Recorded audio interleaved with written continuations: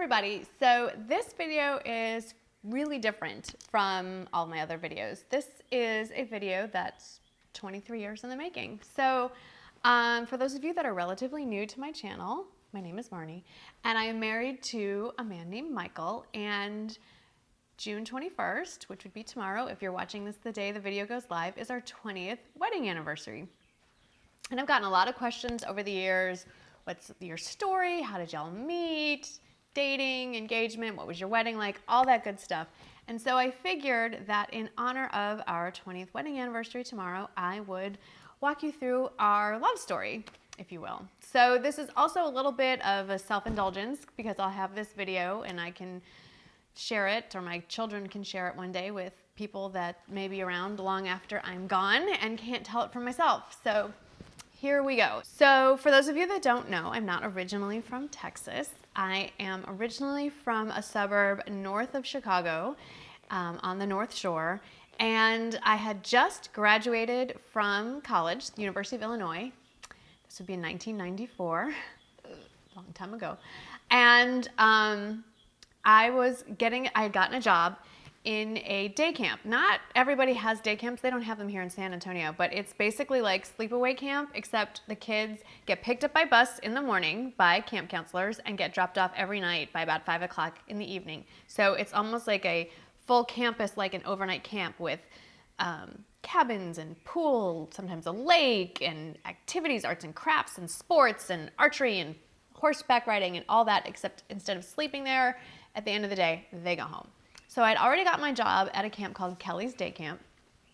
And because I was over 21, you could get paid, I think it was $1,000 extra, which was a lot. It's still a lot of money, but it was a lot of money back then, if you could get your commercial driver's license to drive the camp bus. So it was a school bus, but it wasn't the really, really long bus. It was the shorter one, like almost like kind of like a really big van almost, kind of. So almost like the airport shuttle size. It's pretty much the size of the school bus that I was gonna have to drive. So you still had to get a commercial driver's license to drive the bus. And our day camp, Kelly's Day Camp, had a designated day for the incoming counselors to go take their CDL license test. So this was in June of 1994, and all the incoming counselors that were gonna take the test were hanging out at the driver's license facility, and I saw the most gorgeous boy sitting in the waiting area, and I didn't talk to him. I didn't, say anything to him, but I was like, that is one fine looking young man. So that was about it. Fast forward to the week later, we're doing like our camp in-service training, getting to know each other, and I found excuses to just be near where this boy was. And after a few days, we were actually sitting at the pool area, and we started talking, and we hit it off, and we exchanged phone numbers, and he asked me out on a date. So our first kind of very casual date, he picked me up at my parents' house. I was living at my parents' house at that time after school was over. Graduate school hadn't started yet. That was going to happen in the fall. And we went to get ice cream. And I still remember that I had a scoop of coffee ice cream in a sugar cone, and Michael had some sort of peanut butter coffee milkshake thing, which he still gets to this day. It's kind of funny. And then our first official, formal date where took me out and we had dinner and all that was June 21st, 1994. And he took me to this place. If you're from the Chicago area, you'll know it. It's called Ravinia. And Ravinia is a big outdoor concert area, and they have all kinds of concerts from the Chicago Symphony Orchestra to the latest trendy bands. And June 21st happened to be the opening night for the Chicago Symphony Orchestra. They do a whole season's worth of performances there. And the cool thing about Ravinia is you could buy tickets and actually sit in the amphitheater, but they have these lovely grounds, acres and acres of fields with beautiful trees.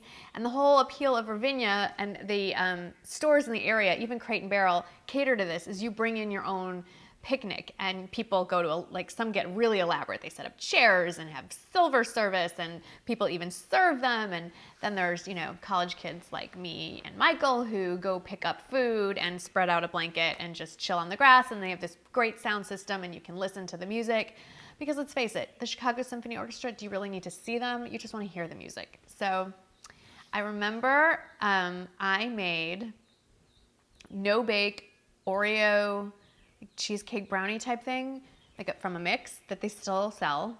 And we went to Boston Market and picked up chicken and all the side things, and we brought it to Ravinia. And I remember his parents were season ticket holders, so that meant reserved parking, which I was very impressed with because parking is kind of a pain over there. So that was impressive. And he used his mom and dad's passes, and we spread out our little blanket, and we had our little picnic, and we just talked and talked and talked. We just clicked. And I remember we, at one point, got up and we were walking around the grounds, and we were holding hands, and there was an older couple there. And by older, okay, I was 21. I graduated college at 21. So I'm thinking maybe they were in their 40s. But I thought they were older back then, and they said, "Isn't that sweet? You two are so cute. It's so nice to see a couple that's been together so long at your age." And I said, "Oh no, this is our first date." Michael brought me home that night, and I remember the next morning I called my aunt and I said, "I've met the man I'm going to marry. That's it. We're done." And I should go back, and I forgot this part. When he came to pick me up, my parents weren't home. They hadn't met him yet. So no one was home. And so he came to the kitchen door, picked me up, and came in the kitchen, and he said, "All right, this is going to be we hadn't kissed on the first kind of casual date. Like, I do not kiss on the first date. So it was sort of like that tension was hanging there because we had not kissed yet. So he said, "Let's just get this out of the way. Let's kiss right now. So we're not thinking about this the whole date." And he came with a rose. That's right. He also had a rose. I forgot that. Wow. Yeah, so that was our first kiss in the kitchen at my parents' house before we'd even gone out on the date. I remember thinking it was quite nice. And yeah, by the end of that evening, I was like, "That's it. I know. You just know." We worked through the summer, both of us at the camp. I should say that he was one of the third grade boys camp counselors, and I taught horseback riding lessons. I was the pony girl, so I would have to get to camp or drive the kids on their bus and then go right over to the pony area and saddle up all the ponies for the day. And then the camp counselors would bring their groups throughout the day. They had a schedule, and we would put the kids and then walk them around the paddock. And I spent most of that summer getting bitten in the butt by ponies who were bored out of their minds. But anyway, it was a really fun summer. Michael and I managed to spend a lot of time together during the day, as much as we could. We were probably not model employees. And then it was time to go back to school. So Michael had just finished his first year of law school, and he was going to Washington University in St. Louis. So we're in the suburbs of Chicago for the summer. So he's heading back to St. Louis. I was going to start graduate school for my master's in education, still in the Chicago area at National Louis University. And I went back with him. I drove with him back to his apartment in St. Louis to help him get his apartment set up, and then I was going to fly home. I knew something was up. He was just acting strange. It was August 17th, 1994. Now remember, first date, real date, June 21st. So not quite 2 months later. And we went for our last special dinner before I had to fly home the next day. One-way ticket on TWA, I think it was like $50. Oh, the good old days. And we went to, I cannot say this, is it Charlie Guido's or Charlie Gito's? Because we've never heard it said out loud, so I don't know. But it's an Italian restaurant on the hill, which is a very Italian neighborhood. And we went for dinner because we were going to just celebrate our last night before we had to go back. He put the ring box on my plate, like my empty plate, and just did he get down on one knee? I don't remember. Once I saw that box, I honestly, it's all kind of a blur. And he asked me to marry him. And I said, yes. You just know. I think you just know. And that was it. And it was wonderful. And that stone is what makes my anniversary. So this is my anniversary present. We're going to fast forward 23 years. So for my 20th wedding anniversary, our 20th wedding, my gift was an anniversary band. And what we did was, there is a marquee diamond in the middle of this ring, and that was the stone that was originally in this setting when he asked me to marry him. We'll get to that point. That's why this ring is so special to me. So we were both in school full time. We did not have jobs, and they very politely sat us down when Michael came home for his next visit. I think it was Labor Day weekend. They both very politely sat us down and said, "This is great that you have found your soulmate. We're happy for you both, but you are not playing house on our dime. If you want to get married before you graduate from graduate school, then you're on your own. You're paying for everything. You don't play house with our money. If you're willing to wait until you both finish graduate school and get jobs, we will continue to help you, pay for your graduate school and your life, and we'll pay for the weddings. that's our gift to you. And we're not stupid. I was 21, he was 23, and we're like, no, we can wait, we're good. So we were engaged for 3 years. 3 years. And in that 3-year period, Michael decided to upgrade my stone. This was Michael's idea. I was over the moon with this one. I mean, because it's not the ring, it's the guy that's holding, or, you know, like, that's what you want. He could have proposed with a pebble and been like, you want to marry me? Okay. So this is the stone that I wasn't proposed to with, but I was married with.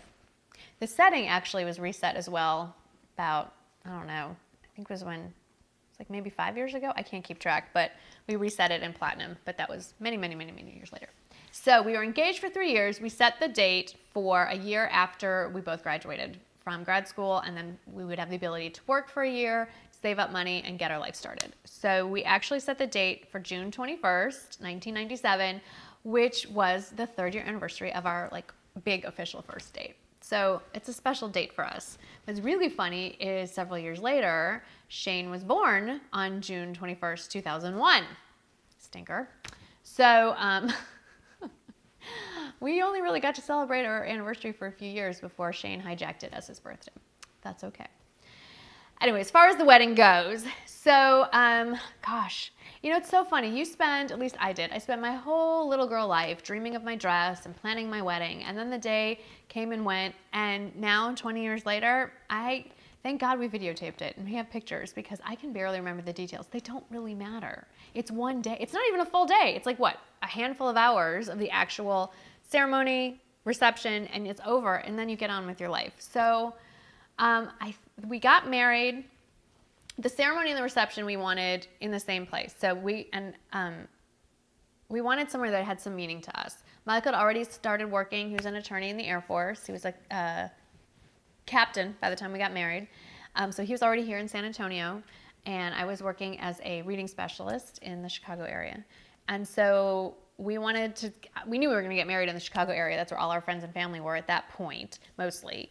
And we wanted to get married in our synagogue, one of our synagogues. We didn't belong to the same one.